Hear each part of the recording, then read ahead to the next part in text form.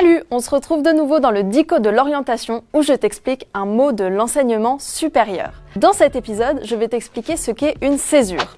En études supérieures, si ton établissement est d'accord, tu peux interrompre temporairement ta formation pour vivre une autre expérience enrichissante, comme faire un service civique, consacrer son temps à une association, partir à l'étranger ou trouver un stage ou un emploi par exemple. Développer un projet sous le statut étudiant-entrepreneur ou devenir sapeur-pompier volontaire font également partie de la liste de ce que l'on peut faire en année de césure. Attention, la césure n'est pas un congé sabbatique. Il n'est pas question de ne rien faire.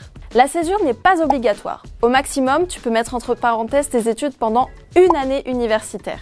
La césure est un choix judicieux pour ceux qui souhaitent développer de nouvelles compétences ou vivre une expérience utile, le tout en restant étudiant. À noter que pendant ta césure, tu payes quand même des droits de scolarité, mais à taux réduit. Idem, tu dois t'acquitter de la CVEC, puisque tu es encore étudiant. Ainsi, bien sûr, tu gardes ta carte étudiante pendant ta césure. Certains établissements attribuent des crédits ECTS à l'issue d'une césure. C'est-à-dire que ton année de césure sera évaluée et comptera dans ta moyenne pour l'obtention de ton diplôme. Il suffit de te renseigner auprès de ton école.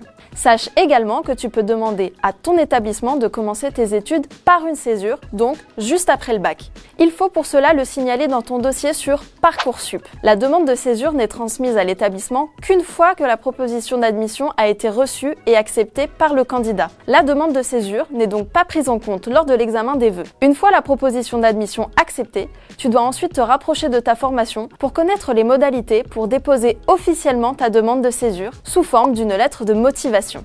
Ainsi s'achève l'explication de la césure. N'hésite pas à regarder les autres vidéos du Dico de l'orientation, cela te permettra de découvrir de nouveaux termes de l'enseignement supérieur. À bientôt!